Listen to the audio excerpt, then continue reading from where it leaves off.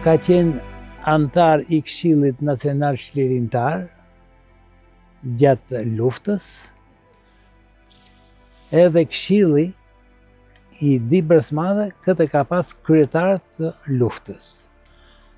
Në Dibrë të Madhe, në kohën e çlirimit, ditën që është çliru, është ngrit Lokmanović tempo dhe i ka thënë shokëve të vet të ngrenë flamurin serb në Dibrë të Madhe. Aty ka dalë Edipitha bashkë me shokët e vet, i ka thënë këtu i thonë Shqipni dhe nuk i thonë Serbi. Këtu nuk do të ngrihet flamuri. Kjo fjalë e Edipit pat pasoja më vonë në jetën e Edipit.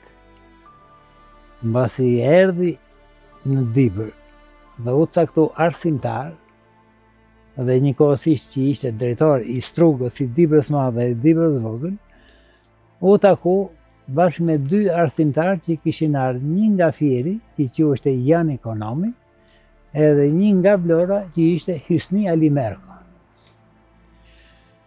Dhe në kontakte që bëshin bashk, ishin të pakënaqur me regjimin, se tregtarëve va mori florit, fshatarëve u mori tokat, pasuritë e gjithë intelektualëve që ishin va hoqi kokat, pasuritë va mori, kokat va hoqi.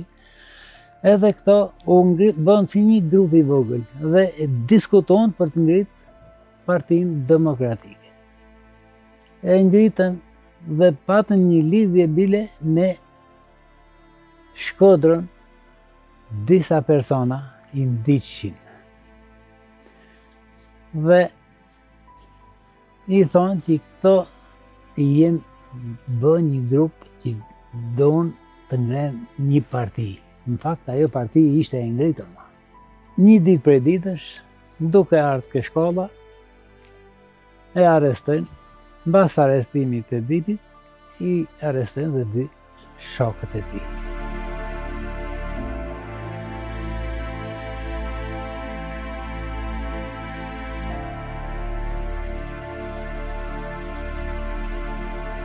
Data e arrestimit ka qenë në 27 nëntor. Mirë po, si u arrestu ky, u arrestuan dhe dy shokët e vet, edhe të nesërmen do bëhesht e gjyqi. Do bëhesht e gjyqi, mirë po, ky e dinte se do t'i hiqet koka.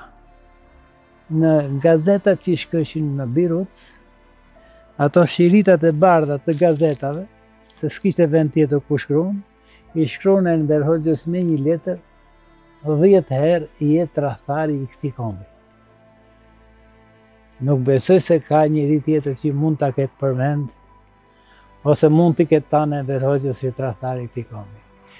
E shkruajti letrën mes të gjithave, i thotë ti zhduke intelektualët, zhduke pronarët, zhduke njerëzit ma intelekt të këtij kombi. Për mu i jetë tradhtar dhe i ka në letrën që i ka lënë është e gjithë veprimtaria e Edipit kundër Enver Hoxhës. Dhe këtë letër në rrobat që i vinte Ebia edhe Ibiri, Nehat Tërshana ishte Ibiri dhe Ebia ishte ma e vogël Liria, shkëshin që i qëshin rrobat. Edhe në rroba i futën këto letra. Aty i kapon policia letrat.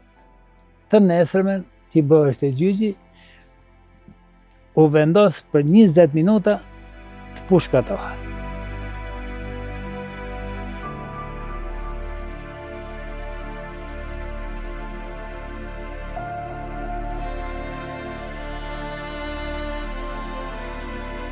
Dhe është pushkatu me 18 janar 1948 dhe vendi që na tregojshin ne që është pushkatu ka qenë proi i lagjes Dobrovke Varezat.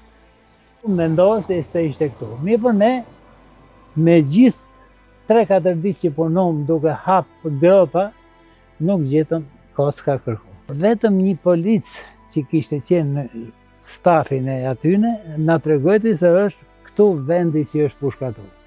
Mbasi një farë kohë, me fjalë si filloi proceset demokratike, ne takum një nga ato ish ekzekutorët, po ishte shumë plak. A ja mban mend emrin? Jo. Nuk ja mbaj mend emrin, po ishte shumë i vjetër, ishte nga fshatrat.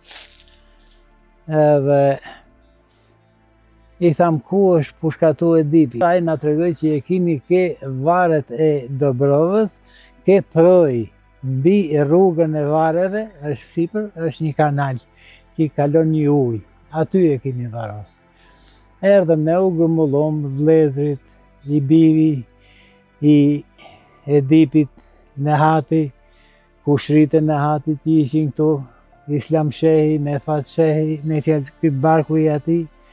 Edhe hapëm 2-3 ditë punum, mendojshim se do ta gjejmë, por ishte e pamundur, nuk kishte asnjë shenjë se siç duket, ato mbasi i varoshin, ato e rafshëshin, nuk bëshin kube si bëjmë ne në përvare. Ato e rafshëshin, i fotëshin traktorin, zhdukeshte si kufon.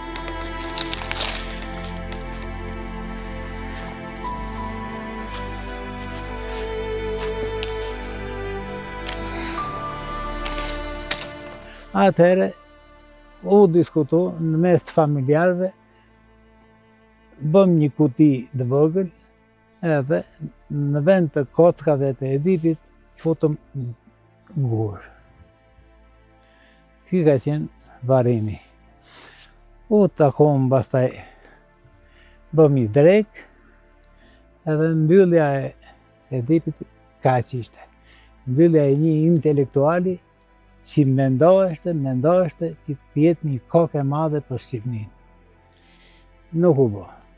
Po du me të pyet edhe një herë për një gjë shumë shkurt, Po, për atë ish policin që kishte qenë në tokën e pushkatimit.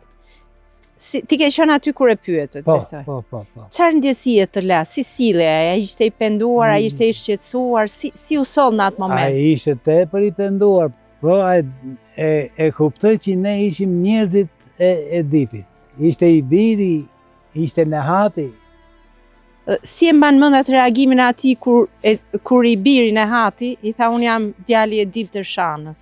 Si çfarë reagimi kishte policia? Lot për sysh i dole. Lot për sysh i erdhi shumë keq, se ishte shumë i ri. Ishte 40 vjeç. Edhe tha, për të pushkatuar, kemi pushkatuar, tha, po, vendi vetëm atje është. Dhe ne nuk gjetëm gjëma. Mbas erdhëm grup, u bëm 7-8 veta që fillom të gërmu me kasma e me lopata, nuk gjetëm kocka kërkundi. Aty ku na tha polici nuk ishte. Pas kësaj ngjarje, pasi është varros aty Edipi, është ndryshu zona? Po, është ndryshu komplet zona. Është ndryshu, e bën ndërtime. E bën ndërtime në funksion të varezave. Me fjalë punohet mermeri, betoneri. Është mbulu edhe, është proj që i vinte, kalon me tuba poshtë. Në vend tjetër nuk kërkuat, sepse nuk ishit të dhëna. Jo, e dhëna ka qenë vetëm për këtë vend. Nuk kërkom vend tjetër. Po në Dibër, 2 vende jenë që jenë pushkatuar. Në Kuben, në rrugën e Kastriotit, edhe këtu ke proj Dobrovës. Fjala e fundit e Edipit përpara pushkatimit ka qenë vetëm një, dhe ishte vdes si një shqiptar.